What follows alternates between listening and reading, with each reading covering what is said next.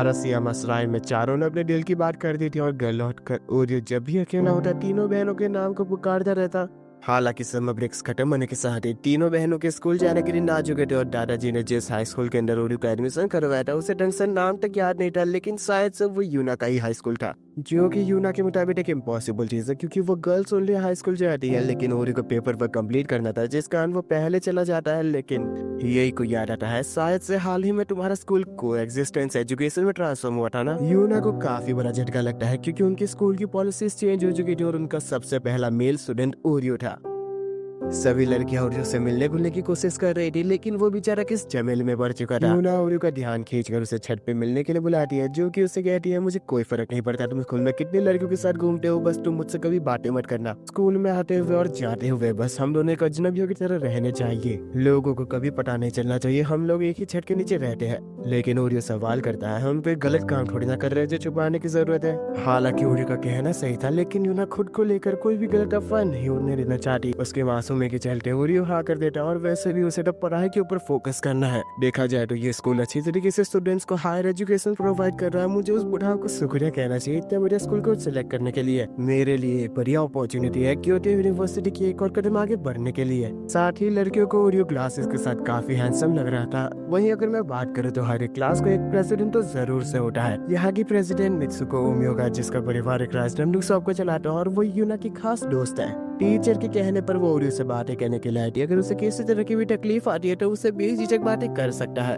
हालांकि वो यूना को भी साथ खींच लाई थी, जो कि अगले लेक्चर की प्रिपरेशन के बहाने वहां से चली जाती है, जिसका ऐसा बिहेवियर मित्सुको को काफी अजीब लगता है क्योंकि वो नया ट्रांसफर स्टूडेंट को कभी भी अकेला नहीं छोड़ती, जो कि ओरियो को क्यूरियस कर रहा था। जिसका मित्सुको कहती है क्या तुम्हें वो पसंद है, लेकिन समझ लो उसका दिल जीतना कोई आसान काम नहीं है। वो श्राइन मेडन है और साथ ही हमारे स्कूल की सबसे ज्यादा वेल बिहेव और पॉपुलर स्टूडेंट। अगर उसका दिल जीतना चाहते हो तो शुरुआत मुझसे करो क्योंकि मैं उसके सबसे करीबी दोस्त हूँ ना। मुझे ऐसा कुछ नहीं करना। वॉशरूम जाते वक्त खुद ही विचार करता है। मैं समझ सकता हूँ उसके घर पे ऐसा बिहेवियर करने पीछे की वजह दो बड़ी रुकावटें हैं। नेक्स्ट लेक्चर जिम क्लास होने वाला था, लेकिन यहाँ कोई भी लॉकर रूम ना होने के चलते सभी लड़कियां क्लासरूम के अंदर ही कपड़े बदल रही थी, जो कि उरी को सबसे ज्यादा हैरान कर देता है। लेकिन इतने सारी लड़कियां होने के बावजूद भी उसकी नजरें यूना से जा टकराती है, जो कि सबसे ज्यादा शर्मिंदगी वाली बात है, जिस कारण उरी को भनक लग चुकी थी उसकी हाई स्कूल जिंदगी अब बर्बाद होने वाली है। लेकिन कोई भी लड़की उसके ऊपर नहीं बरसती सिवाय यूना के। अगले दिन भी यूना ओरियो के ऊपर गुस्सा थी, लेकिन बाकी दो बहनों को इसकी भनक नहीं लगी थी। पर ओरियो उन तीनों बहनों के लिए लंच बॉक्सेस बना रहा था, जिस कारण उन तीनों की आंखों में रोशनी से चमक छा चुकी थी क्योंकि उनके माँ के गुजरने के बाद आज पहली बार उन्हें दोबारा लंच बॉक्सेस मिल रहे। नहीं तो यूना लंच के दौरान राइस डम्पलिंग खाया करती थी, असाई कोई बैंड उठा लेती थी और यही तो घर से चावल बनाकर जाया करती थी। उनकी बातें सुनने के बाद ओरियो वादा करता है वो रोजाना लंच बॉक्सेस बना दिया करेगा, जो कि उन तीनों को काफी खुश कर देता है। और स्कूल जाते वक्त ओरियो को काफी ज्यादा शर्म आ रही थी क्योंकि स्कूल जाती लड़कियों के बीच वो इकलौता लड़का था। लेकिन पीछे से मित्सुको उसे हेलो करती है, पर यूना उन दोनों को अकेला छोड़ चली जाती है, जिसका ऐसा बिहेवियर मित्सुको को ठीक नहीं लगता क्योंकि वो आज सुबह राइस डम्पलिंग खरीदने के लिए भी उसकी दुकान पे नहीं आई थी, जिस कारण वो ओरियो से राय मांगती है। लेकिन वो अभी हाल ही में मिली लड़की के बारे में क्या ही कह सकता था। लंच टाइम के दौरान सभी लड़कियों का ध्यान यूना के लंच बॉक्स की तरफ जाता है, जिसकी वो तारीफ ही कर रहे थे। लेकिन मित्सुको का ध्यान ओरियो के लंच बॉक्स ही हो जाता है, जो कि दिखने में बिल्कुल सेम टू सेम था, जो कि दोनों के लिए परेशानी वाली बात थी। लेकिन ओरियो खुद के दिल को तसल्ली दे रहा था, जरूर से यूना ने कोई ना कोई तो बहाना रेडी रखा होगा। लेकिन उसके हिचकिचाने के चलते ओरियो को ही पूरे मामले को रैप अप करना पड़ता है। किसी और का ध्यान जाए उससे पहले वो अपने लंच बॉक्स पर छपा चेक करके आता है। वाकई सेम टू सेम, ये तो बुरी बात है, हम कंपेयर भी नहीं कर सकते अब। हालांकि मुंह में खाना ठूस रखने के कारण ओरियो हंसी का पात्र बन चुका था और मित्सुको को शक हो रहा था। शाम को बर्तन धोते वक्त भी ओरियो विचार कर रहा था आखिरकार लड़कियों से बड़े स्कूल में मैं चीजें कब तक छुपा पाऊंगा। हालांकि यूना लंच बॉक्स के लिए ओरियो को सुविधा करती है, साथ ही उसे खुशी होगी अगर ओरियो अपनी ओर से लंच बॉक्स में कुछ चेंजेस कर दे। खैर यही और असाई भी अपने लंच बॉक्स में चेंजेस की मांग करते हैं। अगले दिन शाम को घर जाते वक्त ओरियो गौर करता है वो तीनों बहनें अलग स्कूल में होने के बावजूद भी साथ में ही घर जाया करती है, लेकिन मैं उनसे बातें नहीं कर सकता हूँ। ऊपर से मैं अपना मौका तक गवा चुका हूँ। लेकिन वहाँ से गुजर रही सिराही ओरियो के उतरे चेहरे के बारे में सवाल करती है, जिस बारे में कुछ खास बताने को नहीं था। लेकिन सिराही सवाल करती है क्या ओरियो नए घर में एडजस्ट हो चुका है। ओरियो का कहना था मैं एडजस्ट हो रहा हूँ, लेकिन तुम अपनी बता, तुमने 5 साल पहले अनाथालय छोड़ा था। मेरे नए माँ बाप काफी ज्यादा अच्छे हैं, जो मेरी काफी देखभाल करते हैं। मैं तो काफी अच्छी हूँ। 3 खूबसूरत साइड मीडियम्स के साथ रहना तो एक स्वर्ग जैसा एहसास होता होगा ना। तीनों की तीन सबसे बड़ी मेरे लिए परेशानियां हैं। सबसे बड़ी आजाद पंछी की तरह कहीं पे भी चली जाती है। सबसे छोटी वाली से चीजें भले ही ढंग से ना हो पाए, लेकिन वो हमेशा बड़ों की तरह रहने की कोशिश करती है। और बीच वाली बहन हमेशा जिद करती रहती है, लेकिन किसी भी चीज में आसानी से हार मान लेती है। हालांकि डिनर में 1 मिनट की भी देरी कर दो तो तीनों मेरे पे बरस पड़ती है। सिरा ओरियो की बातें समझ रही थी और उससे कहती है, क्या कुछ पल साथ में Study पढ़ाई। together sometime? लेकिन कई सारे लोग आमागामी सिस्टर्स को घेरे हुए खड़े थे, क्योंकि फेस्टिवल में जो खूबसूरती उन्होंने देखी थी वो तो अभी के मुकाबले कुछ नहीं है। 2 लड़के तो उन्हें अपने साथ कैरियो के लिए जाना चाह रहे थे। ओरियो से ये बर्दाश्त नहीं होता और वो तीनों बहनों के नाम को जोर से चिल्लाते हुए कहता है, Hey Yai! Yuna! Asahi! Wait, why are you here? Yeah, and what are you चलो मेरे साथ। लोग बातें करने लगते हैं, क्या वो उन तीनों में से किसी का बॉयफ्रेंड है। लेकिन सिराही गौर करती है, जो अभी छोटा बड़ा कहकर बोल रहा था वो नाम लेके बुलाने लगा। यूना ओरियो के ऊपर बरस रही थी, लेकिन वो उसे चुपचाप भागने का कहता है। कुछ देर भागने के बाद वो तीनों ओरियो को बचाने के लिए शुक्रिया करती है, लेकिन पहली बार ओरियो के नाम से बुलाने के कारण उनके मन में सवाल उठ रहा था, क्या ओरियो हमें प्यार में गिराने की कोशिश कर रहा है। कुछ भी मत सोच, अब क्या ही फर्क पड़ता है, मैं तुम्हें नाम से बुलाऊं या फिर नहीं। ओरियो पहली बार भविष्य के अलावा अपने अतीत को देखता है, जब उसने खो चुकी एक छोटी बच्ची की मदद की थी।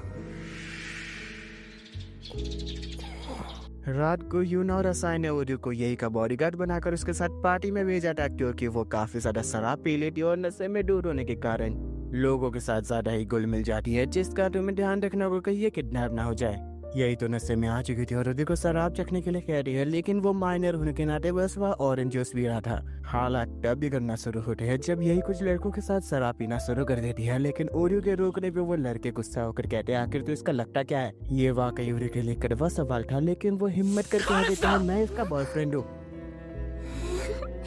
जो कि माहौल में तनाव को पैदा कर रहा था। लड़के इसे झूठा मान रहे थे, लेकिन यही इसे सपोर्ट कर कहती है, लगता है हमारी डेटिंग सामने आ चुकी है। ओरियो के लिए मोमेंट्स और भी ज्यादा इंटेंस होना शुरू हो जाते हैं जब यही के दोस्त उसके बॉयफ्रेंड से रिगार्डिंग सवाल जवाब शुरू कर देते हैं, लेकिन वो कॉन्फिडेंस के साथ बता देती है, मेरा बॉयफ्रेंड क्योटो मेडिकल यूनिवर्सिटी चाहता है, जिस कारण वो दोनों यकीन कर लेते हैं ओरियो काफी ज्यादा जीनियस पर्सन होगा, क्योंकि उनके साथ एक टाकेदा नाम की लड़की भी बैठी थी, जो कि वही की स्टूडेंट है। पार्टी के खत्म होने के बाद ओरियो यही से कहता है, तुम्हारा कहा गया आज का झूठ काफी ज्यादा रिस्की था, हम पकड़े जा सकते थे। हालांकि यही के नशे को कम करने के लिए टाकेटा वहाँ पानी की बोतल लेकर आती है, जिसके बारे में यही बता रही है, ये मेरे बचपन की दोस्त है, जिसे ओरियो के बारे में पता था, जिस कारण उसने एक शब्द भी नहीं कहा पार्टी के दौरान। अरे कम से कम कुछ मुझे भी तो कह देती। टाकेटा उसे ग्रीट तक नहीं करने देती, क्योंकि पार्टी के दौरान पूरे वक्त ओरियो बस एक अजनबी की तरह बैठा रहा था। भले ही तुम इनके बारे में थोड़ा बहुत क्यों ना जानते हो, पर मेरे नजरिए में तुम एक बॉयफ्रेंड बनने लायक तक नहीं हो। समझ रहे हो ना मेरे फ्यूचर जूनियर। घर जाते वक्त ओरियो का शुक्रिया करती है साथ चलने के लिए। हालांकि उसे पहली बार एक बॉयफ्रेंड होने का अलग सा ही एक्सपीरियंस मिला था। हालांकि मेरे कई सारे बॉयफ्रेंड्स हैं जिनसे मैं कभी नहीं मिली, या फिर मैं कहूँ मेरे मैरिज कैंडिडेट्स। ओरियो को लगता है वो नशे में कुछ भी कह रही है, लेकिन वो वादा करता है कि आइंदा से अगर कभी भी बॉयफ्रेंड बनने की जरूरत पड़ी तो वो हमेशा आगे रहेगा। यही खुश थी, लेकिन वो जानती है चीजों के सामने आने के बाद वो उसे शायद से ही खुश रख पाएगा। मेरा मतलब, तुम खाना काफी ज्यादा कम बनाते हो, मेरा पेट तक नहीं भर पाता। कुछ दिन पहले ओरियो यही के साथ शॉपिंग पे गया था, लेकिन उन दोनों को एक खोई हुई बच्ची मिलती है, जो कि रोना बंद नहीं कर रही थी, दोनों की इतनी मेहनत करने के बावजूद भी। ओरियो से पूरी तरीके से विश्वास दिलाता है, मैं तुम्हारे साथ रहूंगा जब तक तुम्हारे माता पिता ना मिल जाए। कुछ ही देर में उसके माता पिता के मिलने के बाद वो काफी ज्यादा खुश थी और घर जाते वक्त यही ओरियो से कहती है, वो बच्ची सही में काफी ज्यादा भाग्यशाली है, क्योंकि तुमने उसे हिम्मत दी है। ओरियो पार्टी से सुरक्षित घर लौटने के बाद ओरियो को जमीन पे एक पर्स पड़ा हुआ मिलता है, जिसके बारे में उसे अंदाजा तो था शायद से ये यही का ही पर्स है, लेकिन फिर भी कंफर्मेशन के लिए वो लाइसेंस चेक करता है, जो कि यही का ही था, लेकिन उसमें नाम लिखा गया था रिको इचोजी। ओरियो के पैरों तले जमीन खिसक चुकी थी। वो यही से इस बारे में बात करना चाहता था, लेकिन कमरे में हमेशा की तरह वो मौजूद ही नहीं थी। थैंकफुली वो लिविंग रूम में बैठे अपने दोनों बहनों को नाइट आउट के लिए मना रही थी, लेकिन वो नहीं मानती, जिस कारण वो ओरियो को ही साथ चलने के लिए कहती है। मुझे बिल्कुल नींद नहीं आ रही है। पर वो उन दोनों को समझाती है, तुम काफी बड़ा मौका मिस कर दोगी। क्योटो की कई सारी खूबसूरत जगह सिर्फ रात में ही देखी जा सकती है, इसके अलावा तुम फास्ट फूड खाने मिलेगा और रात के वक्त नारिसान की खूबसूरती में चार चांद लग जाते हैं। दोनों को बहकाने के लिए इतना काफी था, सभी साथ जाने वाले थे, जिस कारण यही टकारा को फोन कर देती है, पर ओरी उससे नहीं मिलना चाहता था। हालांकि टकारा दोनों बहनों से काफी ज्यादा अच्छे से परिचित थी, पर वो ओरी को साथ ले जाने के लिए नहीं मानती। पर यही कि केवल एक बार इंसिस्ट करने पे ही वो हाँ कर देती है, यानी काफी ज्यादा सॉफ्ट कॉर्नर है उसके प्रति। हालांकि ओरियो साथ जाना नहीं चाहता था, लेकिन यही समझाती है साथ चलेंगे तो हमें काफी मजा भी आएगा। ओरियो साथ चलने को रेडी था क्योंकि उसे उन तीनों की चिंता हो रही थी, पर हाँ वो यही को पर्स लौटाकर कहता है मैं तुमसे अकेले में जरूरी बातें करना चाहता हूँ। यही को कोई एतराज नहीं था क्योंकि वो भी कुछ जरूरी बात करना चाहती है। कार में बैठे ओरियो सोच रहा था आखिर मैं यही के सामने इस सवाल को कैसे प्रस्तुत करूँ जो मैंने कार्ड पे लिखा। सबसे पहले यही सभी को खूबसूरती से भरे नज़ारे दिखाने के लिए अपनी पसंदीदा जगह फायरफ्लाइज दिखाने लाती है, लेकिन एक भी फायरफ्लाई ना दिखने के चलते सभी का ध्यान उन्हें खोजने में था, जिसका फायदा उठाकर यही को अकेले में ले जाना चाहता था। लेकिन टकारा बीच में दखल देकर कहती है शायद ऊंचाई पे जाके फायरफ्लाइज दिख जाए हमें। सभी जा रहे थे लेकिन असाई वही रुकती है क्योंकि उसे फायरफ्लाइज जैसी बचकानी चीजों में इंटरेस्ट नहीं है। ओरियो भी लाइक चलो कुछ नहीं, मैं यहाँ बैठ कर पढ़ाई कर लेता हूँ। असाई ओरियो से अजीबोगरीब सवाल शुरू करते रही तुम्हें कैसा फिगर पसंद है। देखो मुझे कोई खास इंटरेस्ट नहीं है सब में। असाई काफी ज्यादा सवाल करना चाह रही थी, लेकिन वो मन ही मन खुद से कह रही थी मैं इतना अजीब बर्ताव क्यों कर रही हूँ, मुझे केवल ये जानना है तुम यही और मुझ में से किसे ज्यादा पसंद करते हो। खैर वो कुछ चमकता देख ओरियो को बताती है देखो ये फायरफ्लाइज है, पर वो सिर्फ चांद की रोशनी थी और उसे भी काफी ऑकवर्ड फील हो रहा था। वो मन ही मन सोचती है मैं यही की तरह नहीं हो सकती, वो बिल्कुल एक फायरफ्लाई की तरह जिसे सभी लोग पसंद करते हैं।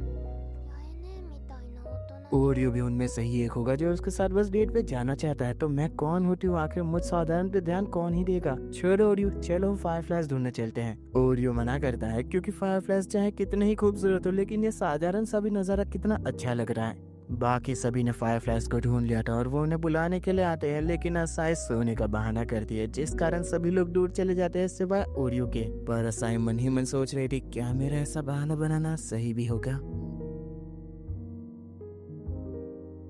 सभी अपने सेकंड टास्क की ओर बढ़ते हैं, स्नैक्स खाना, जिसके लिए टकारा सभी को ट्रीट दे रही थी सिवाय ओरियो के। सभी लोग सामान लेने में बिजी थे। उस बीच ओरियो यही को मैसेज करके अकेले मिलने बुलाने की कोशिश करता है, लेकिन टकारा यही के फोन को स्विच ऑफ कर दे रही है, जो कि ओरियो को काफी ज्यादा फ्रस्ट्रेट कर रहा था। वही यूना आइसक्रीम के कप को निहारे जा रही थी, लेकिन खरीदती नहीं, जिस कारण ओरियो कहता है ऐसे ही निहारने का प्लान है क्या, दूसरों के सामने अच्छा देखने की कोशिश में तुम बेवजह लोगों को और ज्यादा तकलीफ दे रही हो, जिस कारण वो डिप्रेस होकर कहती है ठीक है मैं कोई छोटी मोटी चीजें ले लेती हूँ, तो फिर अंत में मैं बस लोगों को तकलीफ ही पहुंचा सकती हूँ। खैर कुछ भी हो, पर मैं मतलब भी बिल्कुल नहीं बन सकती। शॉप के बाद ओरियो ने काफी सारे आइसक्रीम को खरीद रखा था और वो यूना से कहता है बस इतना ही खरीदोगी, देखो मैंने काफी खरीद लिया, तो फिर तुम मेरी मदद करोगी इसे खत्म करने में, नहीं तो पिघल जाएगी।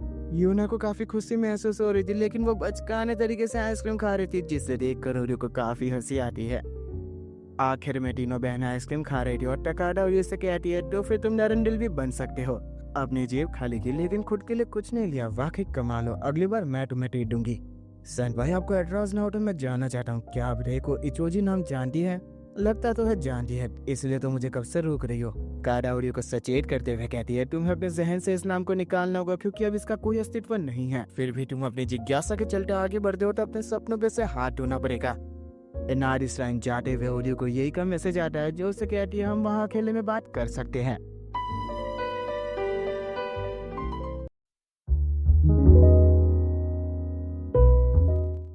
रात को नारिसान खूबसूरती और रहस्यों से भरा भरा था। ये सुझाव देती है क्यों ना हम हिम्मत की परीक्षा ही ले ले एक दूसरे की।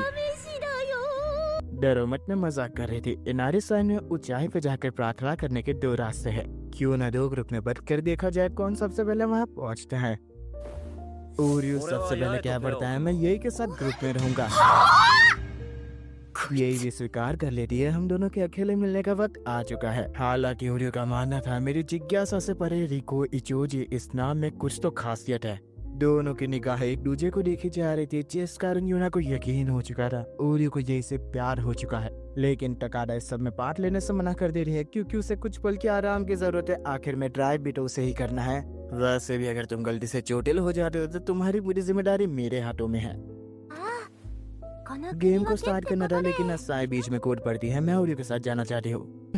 ऊपर से टकारा भी सहमति भरती है, उससे ही ओरियो के साथ जाना चाहिए। लेकिन यूना अपने मन में अजीबोगरीब विचारों को पनप दे रही है, जिस कारण उसे ओरियो के साथ टीम अप होना ज्यादा बेहतर लग रहा था। तीनों की मांग ओरियो थी, जिस कारण वो रॉक पेपर सीजर से डिसीजन लेने वाले थे। इवेंचुअली ओरियो को यूना के साथ टीम अप होना पड़ता और असाई को काफी बुरा लग रहा था यही के साथ टीम अप होने पर। यही सवाल करती है कि असाई को दिल में तकलीफ हो रही है मुझे और ओरियो को साथ में देखकर। असाई भला इसका क्या ही जवाब दे सकती थी, लेकिन यही अपना सवाल चेंज करती है, क्या तुम ओरियो को पसंद करने लगी हो? ना करते हुए असाई अपने कदम पीछे क्यों ले रही थी और अपना बैलेंस ना संभाल पाने के कारण चोटी से गिरने वाली थी। वही यूना ओरियो के साथ टीम अप होने के कारण काफी ज्यादा नाराज थी और वो उसे समझा रही थी, तुम मेरे द्वारा कभी एक्नॉलेज नहीं होगे, चाहे भले ही तुम हमारे घर के कितने ही काम कर लो और हमारी मदद करो, लेकिन मेरे नजरिए में तुम एक घर के इंसान ही रहोगे और मैं अपनी बहनें तुम्हें कभी भी नहीं सौंपने वाली। जारियो की हलचल के कारण यूना डर के मारे ओरियो के कपड़े को पकड़ लेती है, पर वो सिर्फ एक बिल्ली थी, लेकिन वो चाहकर भी ओरियो के सर को नहीं छोड़ पा रही थी। उसके डर को भापने के कारण ओरियो कहता है, चलो कम से कम तो ढीला तो छोड़ दो। डर लगने के बावजूद इनारी साइन में आने की यूना की वजह थी। सिंटो में कहा जाता है इंसान के मरने के बाद वो देवता के रूप में जन्म लेता है और इनारी साइन देवताओं के सबसे नजदीक रहकर पूजा करता है। ये बातें तुम जैसा नास्तिक बिल्कुल नहीं समझ पाएगा, लेकिन ओरियो कहता है, मैं समझ सकता हूँ तुम अपनी माँ से मिलना चाहती थी ना, लेकिन हाल ही के कुछ दिनों में मेरे साथ कई घटनाएं हुई जिसके बाद मुझे भी लगने लगा है भगवान जैसी कोई चीज जरूर होती है।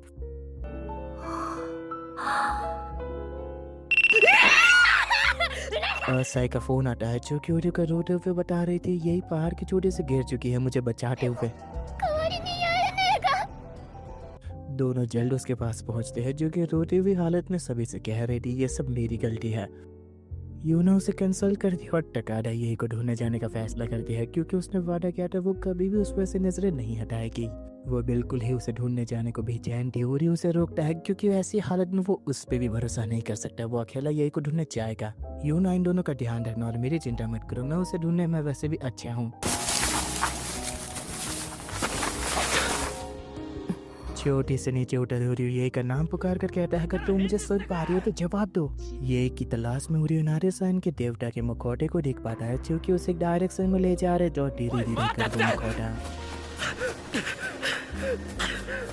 सपने वाली छोटी बच्ची में बदल जाती है जो कि मदद की गुहार लगा रही थी। ओरियो के सभी सेंसेस एलिमेंट्री वाले दिनों में चले जाते हैं और वो समझ नहीं पा रहा था आखिर वो यहाँ क्यों रुका हुआ है। मुझे जल्दी घर जाना होगा, माहिरो के साथ बच्चों का ध्यान भी तो रखना है।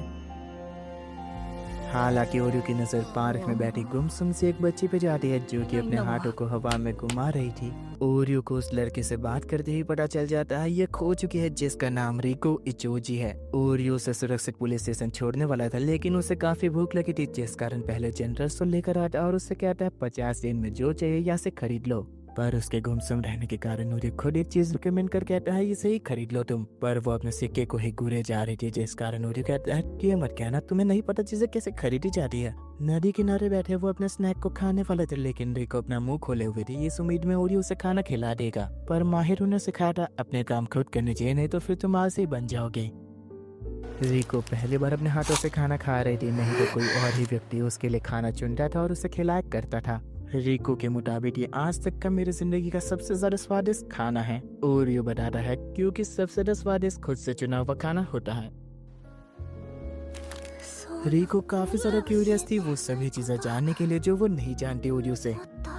शाम तक ओरियो रिको के साथ वक्त बिताता और उसे इतनी चीजें पता चली थी ये लड़की बिल्कुल अजीब है, इससे कई बेसिक चीजों के बारे में नहीं पता और ये बिल्कुल एक रोबोट की तरह बर्ताव करती है।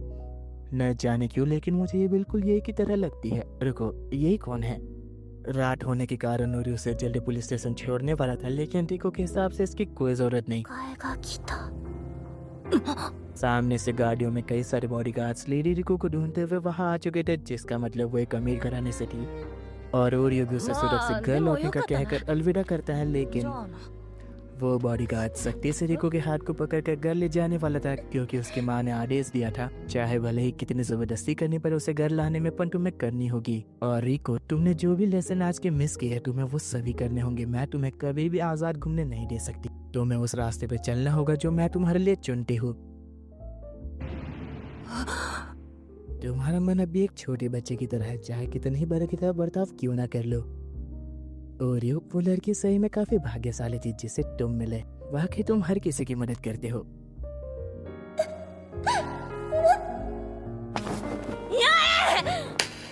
मैं तुमसे कभी नजर नहीं हटा सकता, चलो। अब जाके समझ आ रहा है, मैं वो शख्स हूँ जिसने रिको इचोजी की जिंदगी बदली थी। 変えてしまったんだ。 ओरियो ने रिको को भगाने का बड़ा कदम उठाया था, जिस कारण हर एक बॉडीगार्ड उनके पीछे पड़ा था, लेकिन उनसे छिपते छिपाते ओरियो रिको को सुरक्षित कर ही लेता है।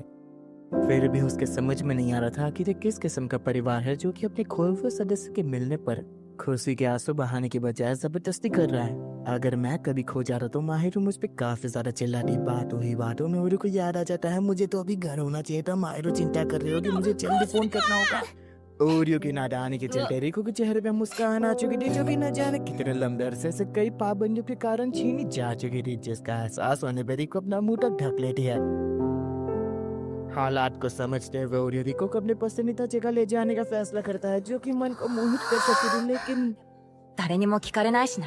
ओरियो का कहना था, तुम यहाँ अपने मन की सारी भड़ास निकाल सकती हो, चिल्लाओ, कोई नहीं सुनेगा।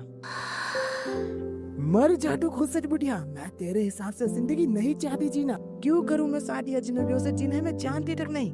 मैं खेलना चाहती हूँ, झूमना चाहती हूँ और हंसना चाहती हूँ। जीवन का हर एक फैसला मेरा होगा और मैं निश्चित करूंगी किस लड़के से मुझे शादी करनी है।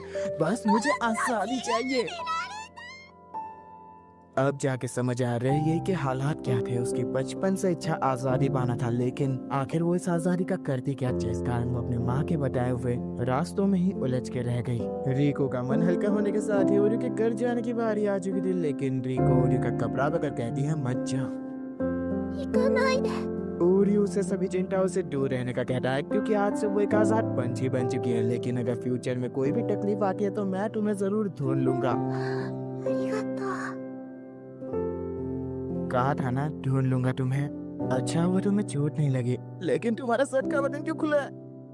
हिम्मत करके इसका शर्ट का बटन बंद कर दो, नहीं तो इसे काफी ज्यादा शर्मिंदगी महसूस होगी। यही के सुरक्षित होने की खबर ओरियो यूना तक पहुंचा देता है और वो सभी एक जगह मिलने का फैसला करते हैं। यही को अंदर से महसूस हो रहा था, उसके कारण काफी ज्यादा परेशानियां हुई है, जिस कारण वो माफी मांगती है। साथ ही वो काफी ज्यादा शुक्र के साथ थी ओरियो का उसे बचाने के लिए। खैर, जिस जरूरी चीज के बारे में तुम बात करना चाह रहे थे वो हम अभी कर सकते हैं ओरियो। 2 पल विचार करने के बाद ओरियो पूछने का फैसला करता है, यही रेस्टोरेंट से लौटकर तुम्हारा बस हॉलवे में गिरा था, जिसे उठाकर मैंने लाइसेंस देख लिया। जानता हूँ ये सही बात नहीं है बिना इजाजत किसी का पर्स देखना, लेकिन तुम्हारा नाम रिको इचोजी है, ना कि यही आमागामी। साथ ही मुझे याद है बचपन में मेरी एक लड़की से मुलाकात हुई थी जिसका नाम भी रिको इचोजी था। क्या वो तुम थी? यही? हाँ ओरियो। वेल, मुझे एक और चीज याद है। एलिमेंट्री स्कूल के दौरान मैंने पहली बार अपना बिस्तर गीला किया था, जिस कारण लोगों के डर और तानों के चलते मैंने उसे छुपाया, लेकिन वो बात ज्यादा देर तक छुपी नहीं रही और मुझे काफी ज्यादा शर्म आई, जो कि मेरा सबसे बुरा राज है और मैं किसी को नहीं बताना चाहता, लेकिन ये तुम्हारे लिए जानना सही रहेगा मेरे ख्याल से, क्योंकि हम दोनों एक दूसरे के राज जानते हैं, इसलिए हम बराबर हो गए। वेल, मेरी और कुछ जानने की इच्छा नहीं, लेकिन मुझसे ज्यादा खुश और होगा ही कौन। तुम्हारा नाम अलग होना मुझे चिंता तो दे रहा था, लेकिन वो सहमी से लड़की अब खुशी से रह पा रही है, वही मेरे लिए काफी ज्यादा अच्छी बात है। वाकई कहूँ तो ओरियो से मुलाकात के बाद ये कि जिंदगी कुछ ज्यादा ही बदल गई। वो अपने माँ के आदर्शों पे खड़े होने की कोशिश तक नहीं करती थी, जो कि उसकी माँ को खटकता जा रहा था, और वो उसे अपने खानदान से ही बेदखल कर देती है। लेकिन आमागामी श्राइन की पुजारन ने उसे अपने दिल में जगह दी, यही आमागामी नाम की नई पहचान के साथ।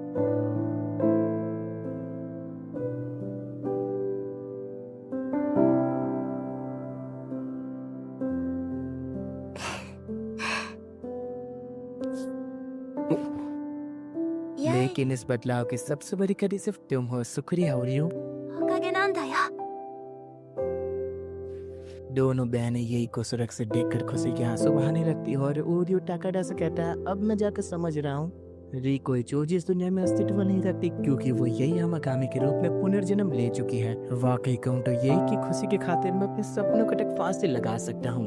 टाकाडा को ओरियो के बॉयफ्रेंड वाला एक पसंद नहीं आ रहा था, पर वाकई शायद से ओरियो उसकी जिंदगी बदल सकता है।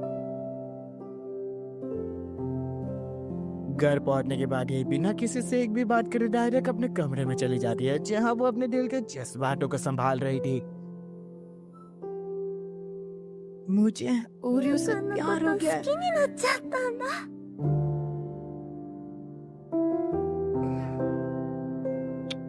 है। इन सभी घटनाओं के बाद जितना ज्यादा हो सके उतना ज्यादा ये यूरियो के नजदीक रहने की कोशिश करती है, जिसका यूरियो को लगने लगा था कहीं ये मुझसे प्यार तो नहीं करने लगी ना। ये काफी ज्यादा बहाने ढूंढती रहती थी यूरियो के नजदीक रहने के लिए, और साथ ही उसके कमरे में भी चली जा रही थी, और यूरियो उसे कई बार मना कर चुका है, लेकिन वो हमेशा कहा करती थी, क्या हुआ तुम अपनी बहन के बारे में कुछ अजीब विचार सोच रहे हो क्या?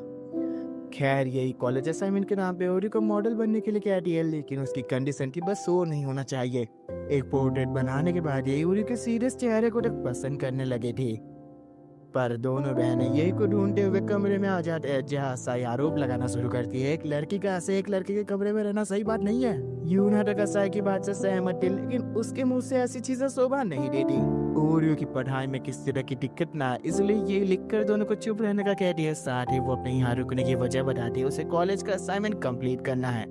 जिसे सुनते ही असाई वहाँ रुकने की जिद पकड़ लेती और यूना उन दोनों को अकेला नहीं छोड़ सकती थी। दोनों पोर्ट्रेट के अंदर साफ साफ यही का ओरियो के प्रति प्यार देख सकते थे, और बिना रुके उससे सवाल कर ही लेते हैं, क्या तुम दोनों डेट कर रहे हो? तुम ऐसा सोचती हो क्या?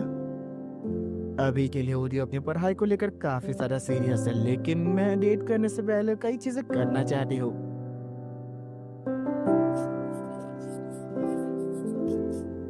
चिंता मत करो तुम दोनों, आगे जाकर मैं ओरियो से शादी करने वाली हूँ।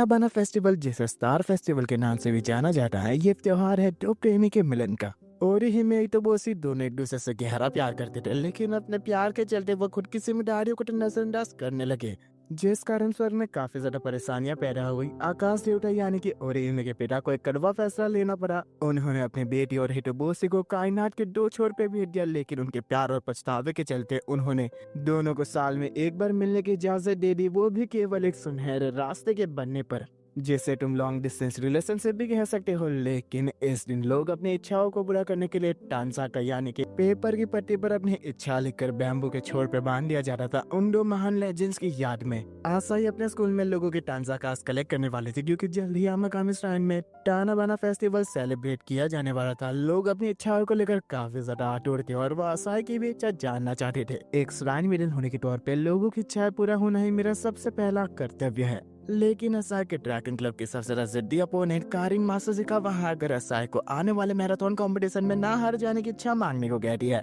कारिन का परिवार मासाशिका फाउंडेशन को चलाता है, साथ ही उसके माँ फॉर्मल मॉडल रह चुकी है। उसके अलावा कैरिन का परफॉर्मेंस स्पोर्ट्स और एकेडमिक्स के अंदर एक्सीलेंस होने के बावजूद उसकी एक इकलौती इच्छा मैराथन को जीतना है। बाकी स्टूडेंट्स का तक मानना था कारिन की कई भी बात शायद से सही है, क्योंकि अब की बारी तानाबाना फेस्टिवल के एक हफ्ता पहले ही तो मैराथन रेस होने वाली, और असाई को शायद से कुछ ज्यादा ही तकलीफ से सहनी पड़ सकती है। लेकिन असाई सभी के सामने डिक्लेयर करती है कि मैराथन हारना मेरे बस में नहीं है, मेरी तो ख्वाहिश वैसे ही जीतना है। देख लेते हैं कौन जीतेगा।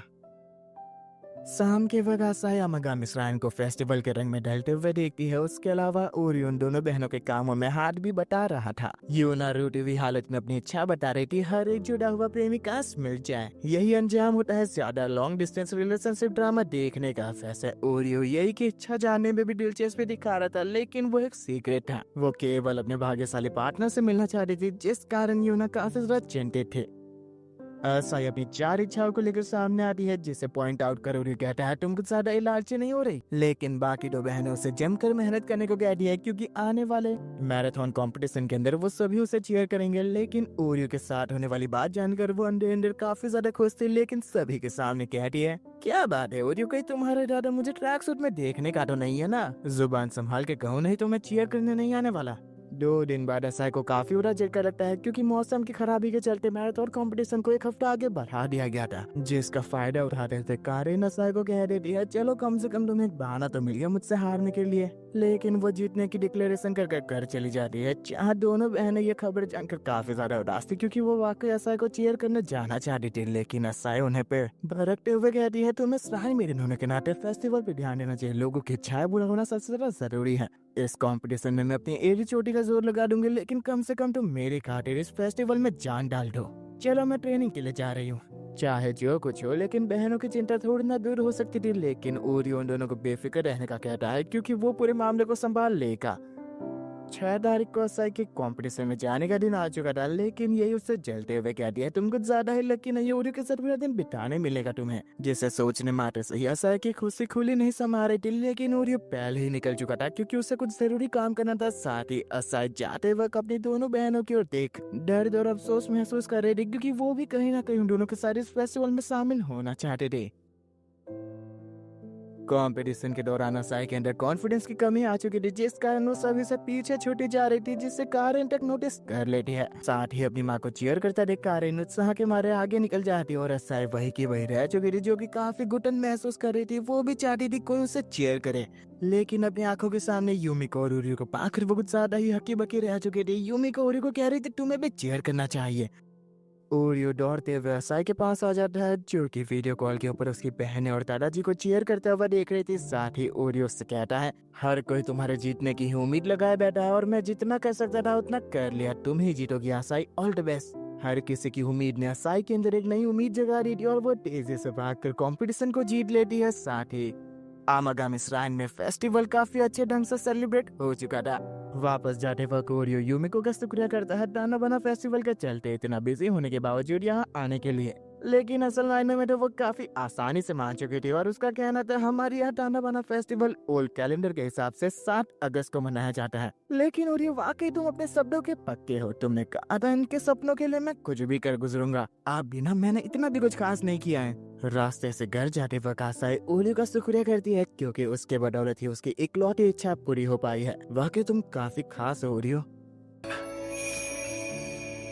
अगले दिन जागने पे ओरियो के पास एक काफी ज्यादा गंभीर सवाल था, क्योंकि 11 दिन का जो उसने सफर देखा, क्या वो बस उसके एक सपनों की भविष्यवाणी थी। आज 28 जून थी और चीजें सपनों में देखी गई उस अनुसार ही जा रही थी, जिस कारण ओरियो के लिए सपने और रियलिटी के बीच में अंतर कर पाना मुश्किल हो चुका था। लेकिन स्कूल से लौटी असाई के चेहरे पे घबराहट भरे निशान देखकर ओरियो समझ जाता है, लगता है किसी और को भी कुछ याद है। अकेले में ओरियो असाई से इस बारे में बात करता है, जो कि खुशी और गम के आंसू साथ में बहा रही थी, क्योंकि वो कब से सोची जा रही थी कहीं मैं पागल तो नहीं हो गई ना। अभी मैराथन एक हफ्ता डिले नहीं हुआ है, लेकिन अगर हिस्ट्री खुद को दोबारा रिपीट करती है तो सब कुछ इसी तरह से होने वाला है ना ओरियो। तो हमें क्या करना चाहिए? क्यों ही चिंता करना, मुझे यकीन है तुम दोबारा मैराथन जीत लोगे असाई। सपने में देखी उस अनुसार सब चीजें हुई जा रही थी। असाई ने मैराथन जीत लिया था और वापस लौटने के बाद अगले दिन 28 जून ही थी।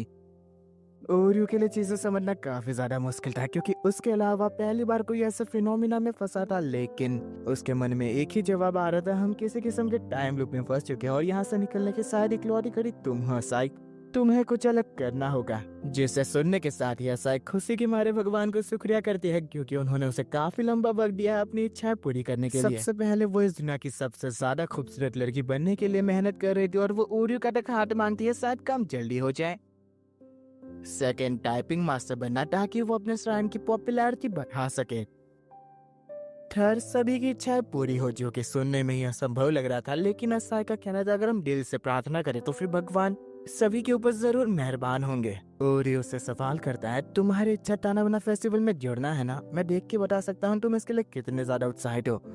जबकि तुम्हें मौका मिल रहा है तो मैराथन को क्यों नहीं भूल जाती? वैसे भी हर साल कॉम्पिटिशन्स होते ही रहते हैं ना। तुमने सही कहा ओरियो, मैं अपनी बहनों के साथ फेस्टिवल में जुड़ना चाहती हूँ, लेकिन इन हालातों में मैं कुछ और दिन रह सकती हूँ जब तक तुम मेरे साथ हो ओरियो। नाटक करना बंद करो और चुपचाप अपना काम करो। शाम को असाई अपनी दोनों बहनों को मैराथन में जुड़ने के बजाय फेस्टिवल में शामिल होने वाली बात बता देती है, जिस कारण उन्हें काफी खुशी महसूस हो रही थी। वही कारेन असाई से जीतने के लिए काफी तगड़ी मेहनत कर रही थी। अगर सच कहा जाए, असाई और कारेन के बीच में एक खास किस्म का बंधन है, जिसकी शुरुआत एलिमेंट्री के मैराथन कंपटीशन के दौरान हुई थी। दोनों एक दूसरे से बिल्कुल अनजान थे। कारेन की हार ने उसे फ्रस्ट्रेट कर दिया था और वो आमागामी असाई के सामने डिक्लेयर करती है तुम मेरी एक इकलौती राइवल हो जिसे आगे जाके मैं हराने वाली हूँ। मेरा नाम कारेन मासूजी का, तुम इसे कभी मत भूलना। प्रेजेंट में असाई के जिम टीचर फैमिली रीजंस के चलते उसका नाम कंपटीशन से वापस लेने के लिए मान जाते हैं, लेकिन वहाँ छुपी कारेन ने उनकी बातें सुन लेती और वो भी टीचर के सामने एक रिक्वेस्ट रखती है। ताना बाना फेस्टिवल के ऊपर ही ऐसे ही अपना पूरा फोकस दे रही थी और वो तीनों बहनों के सामने एक सुझाव देती है क्यों ना ब्यूटीफुल श्राइन मेरे ने इलेक्शन करा जाए, जो कि हमारे श्राइन की पॉपुलैरिटी बढ़ाने के अलावा एक चेहरा दे सकता है। हम तीनों को रिप्रेजेंट करने वाली कलर की स्ट्रिप हम लोगों को ताना बाना फेस्टिवल में अपनी इच्छाएं लिखने को दे सकते हैं बिना किसी भेदभाव का, एक वोटिंग प्रोसेस। तुम्हारा क्या मानना है? यूना का कहना था भगवान के सामने ऐसा करना वाकई सही भी होगा, लेकिन क्या ही फर्क पड़ता है, वैसे भी मुझे थोड़ी ना इतने वोट मिलेंगे। ऐसा सोचने वाली यूना को वोट देने के लिए उसके टेबल के सामने एक लंबी कतार लगी थी और बाकी दो बहनें भी हैरान थी। वाकई यूना काफी पॉपुलर है लोगों के बीच। एक लड़का यही से कहता है, मुझे तुम वाकई काफी ज्यादा पसंद हो, मैं हमेशा तुम्हें सपोर्ट करता रहूंगा, जिसके लिए वो उसे शुक्रिया करती है। हालांकि उसने अपना दिल पहले ही किसी और को दे दिया। उसकी बातें खत्म हो पाती उससे पहले ही दोनों बहन उसका मुंह बनकर कहती है, अरे कुछ नहीं।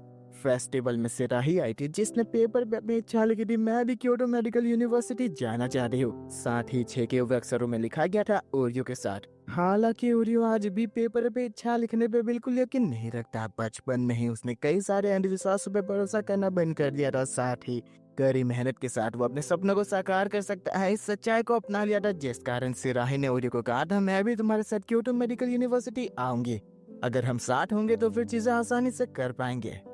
जिसके बारे में सिराही तीनों बहनों को बता रही थी। और कुछ ही देर बाद वोटिंग सिलेक्शन का रिजल्ट आ चुका था और तीनों बहनों को इक्वल वोट मिले थे, जो कि वाकई हैरानी की बात थी। लेकिन ओरियो पेपर के ऊपर कुछ लिख रहा था जिससे यही नोटिस कर लेती और उन तीनों का मन अब बदले हुए रिजल्ट को देखने का था। लेकिन असाही ओरियो के हाथ से पेपर छीन लेती है, जिसे पढ़ने के बाद वो दोनों बहनों से कहती है, मुझे माफ करना, मैं जीत चुकी हूँ, असाही की इच्छा पूरी हो। यही और यूना को ओरियो के ऊपर काफी ज्यादा गुस्सा आ रहा था, लेकिन वो चीजें समझाने की कोशिश कर रहा है, हम दोनों के बीच ऐसा कुछ खास नहीं है ना असाई। लेकिन वो चीजें सुलझाने के बजाय और ज्यादा बिगाड़ देती है। अभी के वक्त हम दोनों के बीच एक काफी ज्यादा कॉम्प्लिकेटेड रिलेशन चल रहा है, जिस कारण ये कहना थोड़ा मुश्किल है। ओरियो दोनों ओरियो से काफी ज्यादा तगड़े सवाल जवाब शुरू कर देती है। जिस बीच असाई फेस्टिवल को देखने निकल पड़ी थी और उसे कारेन मिलती है, जो कि मैराथन में पार्ट लेने के बजाय अपने परिवार के साथ प्रेसिडेंट की मीटिंग अटेंड करने के लिए गई थी। अभी के वक्त यहाँ पे बस फेस्टिवल को एंजॉय करने के लिए आई है, ना कि कोई अपनी इच्छा लिखने के लिए, क्योंकि वो जानती है उसकी इच्छा कभी पूरी नहीं होने वाली। गम के साथ वो असाई को अलविदा करती है, लेकिन जमीन पे पड़ी उसकी इच्छा उठाने के बाद असाई खुद सदमे में चली जाती है, क्योंकि वो बस असाई के साथ एक फेयर कंपटीशन चाहती थी।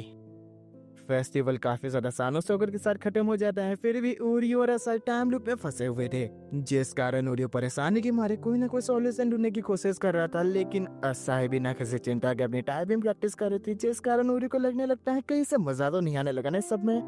पट्टी हटाने के साथ ही ओरियो असाई को रोते हुए देख रहा था, जिस कारण वो खुद के जज्बातों को रोके बिना असाई से पूरे विश्वास के साथ कहता है, चाहे कितने ही टाइम लूप क्यों ना लग जाए, मैं तुम्हारे साथ रहूंगा। हालांकि ओरियो ने ये बातें कुछ ज्यादा ही चिल्लाते हुए कह रही थी, जिस कारण यही वहां आ चुकी थी, जो कि ओरियो की इन बातों को सुनने के कारण उससे कहती है, तुम बाकी एक प्ले बॉय हो, मैं यूना को बताने जा रही हूँ, जो हो गया सो हो गया, हम उसे बदल नहीं सकते, लेकिन क्यों ना आपकी बारी हम दोनों को साथ में करने की कोशिश करें। असाई को इसमें किसी तरह की परेशानी नहीं थी, पर स्कूल में जॉगिंग प्रैक्टिस के दौरान वो तबीयत खराब होने का कहकर घर चली गई थी और कारेन को काफी ज्यादा चिंता महसूस हो रही थी। असाई के मैराथन में उसे चीयर करने के लिए ओरियो यूमिको को फोन करके बुलाता है, जो कि हर एक टाइम लूप की तरह आसानी से मान जाती है। लेकिन ओरियो से और सवाल पूछता है, क्या तुम असाई की मदद कर सकती हो ताना बाता फेस्टिवल से रिगार्डिंग कई आइडियाज के लिए। असाई मैराथन और फेस्टिवल दोनों साथ में एंजॉय करना चाहती है, लेकिन यूमिको उससे कहती है, क्या तुम्हें वाकई यकीन है ये उसी की इच्छा है? सुनने में मुझे ऐसा नहीं लग रहा है, ऐसा लग रहा है कि तुम अपनी इच्छा उसके ऊपर थोपने की कोशिश कर रहे हो। अगर वाकई तुम ऐसी हरकत करते रहोगे तुम स्वयं प्रेमी ही कहलाओगे। वाकई तुम खुद की इच्छा कैसे थोप सकते हो एक लड़की के ऊपर? ओरियो को काफी बड़ा रियलाइजेशन होता है, वो कब से क्या करने की कोशिश कर रहा है, केवल अपनी इच्छा बता रहा है, ना कि उसकी इच्छा जानने की कोशिश की है मैंने। यूमिको उससे कहती है, तो फिर तुम क्या कह रहे थे मुझसे? नहीं कुछ नहीं, मुझे कुछ और काम है। कमरे में असाई अपनी जिंदगी की नाव की चिंता कर रही थी, क्योंकि वो आगे बढ़ने के बजाय जिंदगी के दो तराजू के बीच फंस चुकी है। मैराथन में पार्ट लेने के साथ परिवार के सही रहना है, लेकिन ये दो इच्छा साथ में नहीं हो पा रही है। न जाने मेरी जिंदगी किस बहाव में बहने वाली है। असाई अपने डिप्रेशन में खोती जा रही थी, लेकिन कमरे में दस्तक देकर कारेन उससे मिलने के लिए आती है, जिसका यहाँ होना असाई को अजीब तो लग रहा था, लेकिन वो उसे चिंता का नाम लेकर कारेन को चिढ़ाने की कोशिश कर रही है। हालांकि कारेन असाई के ऊपर चढ़कर उसके कब्रों को इधर बिधर कर रही थी, जिस कारण असाई चिल्ला पड़ती है, लेकिन कारेन कहती है, चुप रहो, तुमने अपना जिम सूट नहीं पहना है, जल्दी कुछ ढंग के कपड़े पहन लो, क्योंकि हम एक रेस लगाने वाले हैं। लेकिन असाई के चिल्लाने की आवाज सुनने के कारण वो जो चिंता के मारे वहाँ आ चुका था, जो कि दोनों के सिचुएशन में देखकर कुछ कहने लायक नहीं था और दोनों को भी काफी ज्यादा शर्म आ रही थी। तीनों रनिंग कोर्स में आ चुके थे, जहाँ कारेन असाई को सुना रही थी, वाकई तुम्हारा बड़ा भाई कितना सारा बदतमीज है, किसी के भी कमरे में कभी भी घुस जाता है, कुछ तमीज सीखनी चाहिए इसे। तुम्हारी ऐसी गलती के कारण मैं चाहती हूँ तुम हमारा टाइम कीपर बनो। हम दोनों 2 किलोमीटर के 5 राउंड मारने वाले, और जो भी जीतेगा उसकी इच्छा हारने वाले को हमेशा के लिए पूरी करनी होगी। रेस के शुरू होने से पहले कारेन अपनी इच्छा बता देती है, मेरे जीतने पे तुम्हें हमेशा के लिए दौड़ना छोड़ना होगा। जिस कारण असाई थोड़ा डिस्ट्रैक्ट हो चुकी थी और वो कारेन से इन शब्दों का मतलब जानना चाहती है। कारेन उसे समझा रही है, मैं गर्मियों की छुट्टियों में इतनी ज्यादा मेहनत करती रही ताकि तुम्हारे साथ एक फेयर कंपटीशन कर सकूं, जिसको मैंने अपने जीवन का लक्ष्य बना लिया था, लेकिन तुम किसी तरह की भी सिग्निफिकेंट प्रोग्रेस नहीं दिखा रही हो। हालांकि एक श्राइन मेडन होने के नाते मुझे तुम बिल्कुल खास नहीं लगती हो। मैं तुम्हें सिर्फ दौड़ते हुए ये कॉम्पिटिशन के रूप में देख सकती हूँ, लेकिन आज तुम्हारे हारने के साथ ही मैं तुम्हें एक श्राइन मेडन के तौर पर आइडल गिनना शुरू कर दूंगी। और मन ही मन कारेन कहती है, हम दोनों के बीच ये जो बंधन चला आ रहा है, मैं इसे खत्म करने वाली हूँ।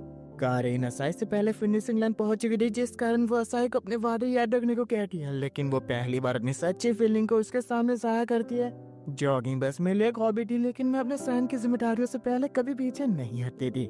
लेकिन इन दोनों के बीच आज भी चुनाव कर पाना मेरे लिए बहुत ही मुश्किल है। पर जब तुमने मुझे दौड़ना छोड़ने को कहा तो मेरी सांसें थम गई। जाने अनजाने में तुमने अपनी जीत पाने को मुझे अपना इंस्पिरेशन बना दिया। लेकिन मैं सच कहूँ ना, आज तुम्हें फिनिशिंग लाइन क्रॉस करते देख मुझे अंदर से खुशी महसूस हो रही थी। कोई ऐसा व्यक्ति जो जीतने के लिए मुझे अपनी इंस्पिरेशन मान रहा हो और कड़ी मेहनत करता हूँ, मैं उसकी मेहनत को ज़ाया नहीं जाने दे सकती। हमारे इस खास रिश्ते का फैसला कंपटीशन के लिए नहीं किया जाएगा। साथ ही मैं कई लोगों के लिए भी इंस्पिरेशन बनना चाहती हूँ, इसलिए मैं पूरी जी जान लगा कर दौड़ने वाली हूँ। ओरियो से सपोर्ट करने आना चाहता था, लेकिन असाई मना करते हुए कहती है मुझे सिर्फ कंपटीशन पे फोकस करना है, जिस कारण ओरियो नाराज हो चुका था और असाई उसे मनाते हुए कहती है, चिंता मत करो ओरियो, तुम्हें अपनी शरारती प्यारी बहन का घर पे इंतजार करना होगा। लेकिन ओरियो कहता है तुम प्यारी बिल्कुल नहीं हो। लेकिन कारेन उन दोनों के बीच में एक अजीब से प्यार की गंध महसूस कर पा रही थी, जिस कारण दोनों चौकन्ना हो जाते हैं। कंपटीशन के दिन जीत कर असाई कारेन के साथ अपनी फोटो खिंचवाती है। साथ ही दोनों अगले दिन टाइम से भी बाहर आ चुके, जिसकी खुशी मनाते हुए ओरियो कहता है अब मैं बिना किसी चिंता के आराम से पढ़ाई कर सकता हूँ। लेकिन असाई उसे चिढ़ाते हुए कहती है तुमने तो कहा था ना, चाहे कितनी ही टाइम क्यों ना लग जाए मैं तुम्हारे साथ रहूंगा। ओरियो से रिप्लाई देता है, अच्छा तुम्हें दुख हो रहा है, अब मैं तुम्हारे साथ ज्यादा वक्त नहीं बिताने वाला ना। नहीं, बल्कि मैं अब तुम्हारे साथ अपने फ्यूचर को लेकर चिंता में हूँ। यूना घर के बाहर आकर दोनों को शांत रहने का कहती है, बेवजह पड़ोसियों को दिक्कत होगी और जल्दी कमरे में आ जाओ, मैं आने वाला टाना बड़ा फेस्टिवल के बारे में डिस्कस भी करना है। असाई के लिए काफी ज्यादा सरप्राइजिंग था। दादाजी उन्हें बताते हैं यूमिको का प्रस्ताव था क्यों ना हमारा शहनाज से 2 टाना बना फेस्टिवल को सेलिब्रेट करे, हमेशा की तरह 7 जुलाई को और 7 अगस्त को ओल्ड कैलेंडर के हिसाब से। लेकिन असाई इतने छोटे टाइम पीरियड में नए फेस्टिवल को सेलिब्रेट करने पे काफी कम पॉपुलैरिटी आ सकती है, जिस कारण मैं चाहता हूँ तुम इसकी पूरी भगदड़ संभालो। 7 अगस्त को ओरिहिमे के कॉस्प्ले में तीनों बहनें श्राइन के बाहर खड़ी रहकर मेहमानों का स्वागत कर रही थी। साथ ही ये ओरियो को एटलस पुकार कर कहती है, मैं तुम्हें इस कॉस्ट्यूम में कैसी लग रही हो? अच्छी लग रही हो, पर मुझे तुम एटलस क्यों बुला रही हो? वाकई असाई ने काफी ज्यादा लाजवाब प्लान बनाया, लेकिन ओरियो को ताज्जुब उठा के बोला यूना इस सब के लिए मान कैसे गई? एक्चुअली वो तो खुद इस कॉस्ट्यूम को पहनने के लिए उत्सुक हुई जा रही है। श्राइन में कई सारे लोगों को आधा देकर असाई अपने प्लान के सक्सेसफुल होने के कारण काफी ज्यादा खुश थी। साथ ही यही उसे कहती है, वाकई तुम अभी काफी ज्यादा अलग लग रही हो, मानो ऐसा लग रहा है तुम अभी हाल ही में किसी गहरे जख्म से उभरी हो। लेकिन पहले जब तुम मैच्योर होने का दिखावा करती थी तो कितना ज्यादा प्यारी लगती थी, लेकिन अभी तुम ईमानदारी के साथ और ज्यादा प्यारी हो गई हो असाई। शाम के वक्त श्राइन में यूमी को आईडी जिन्हें यहाँ देख कर असाई काफी खुशी से उनका शुक्रिया करती है, लेकिन वो सच्चाई बताती है मैंने तो कुछ किया ही नहीं है। और यूमिको को फोन करके पूछता है, आपने मुझे एक बार बताया था सुकिगामी श्राइन में टानाबाड़ा फेस्टिवल 7 अगस्त को मनाया जाता है ना, तो क्या उस दिन हम हमारे श्राइन में इस फेस्टिवल को सेलिब्रेट कर सकते हैं? यूमिको का सबसे पहला सवाल था, मैंने तुम्हें ये कब बताया? अरे वो तो टाइम लूप के दौरान था। अरे छोड़िए ना, बस बताइए हम सेलिब्रेट कर सकते हैं कि नहीं? देखो इसमें कई सारी तकलीफें आ सकती है। सबसे पहले तुम्हें श्राइन के हेड से इसके बारे में बात करनी होगी, फिर शॉपिंग स्ट्रीट के ओनर से बात करनी होगी ताकि उन दोनों का सपोर्ट मिल सके। साथ ही तुम्हें मिमोन की रिश्तेदारों से बात करनी होगी जो कि तुम्हें फंड प्रोवाइड करते हैं। वाकई कहूँ तो काफी ज्यादा मुश्किल काम था, पर ओरियो ने इसे संभाल लिया, जिसे जानने के कारण असाई हैरानी के साथ शर्मा भी रही थी क्योंकि ओरियो ने ये सब उसके लिए किया। पीछे से ओरियो उसे पुकार कर कहता है, क्या मेरे बारे में बात हो रही है? असाई शर्माहट के मारे दूर चली जाती है, लेकिन ओरियो यूमिको का शुक्रिया करता है क्योंकि उनके बदौलत ये सब हो पा रहा है। लेकिन वो कहती है इसमें मेरा कोई सहयोग था ही नहीं, जो किया है वो तुमने किया है ओरियो। माफ करिएगा ये एक अजीब सवाल है, लेकिन फिर भी मैं जानना चाहता हूँ टानाबाड़ा फेस्टिवल को लेकर हम दोनों कितनी बार मुलाकात कर चुके हैं? तुम क्या बात कर रहे हो ओरियो, मुझे समझ में नहीं आ रहा। छोड़िए। यूमिको श्राइन में प्रे करते हुए कहती है, वाकई तुम अभी भी नहीं बदली, तुम्हें अभी भी लोगों को सताने में मजा आता है ना?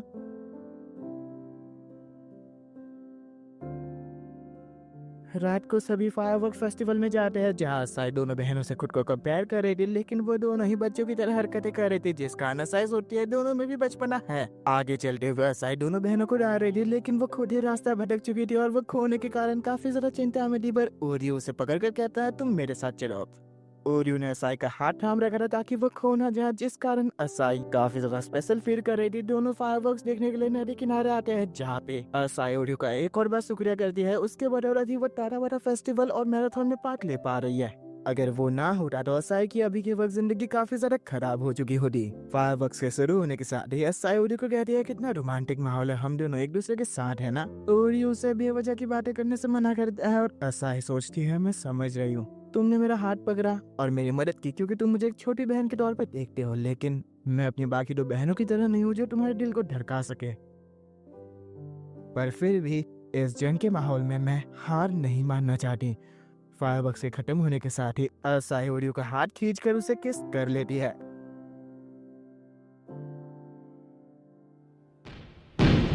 Uchi! Uryu-sanのことが好きだよ! लेकिन दोनों बहनों के आने के कारण वो ओरियो से ज्यादा बात करे बिना पीछे चली जाती है। इसी के साथ ओरियो काफी ज्यादा गंभीर माहौल में फंस चुका है।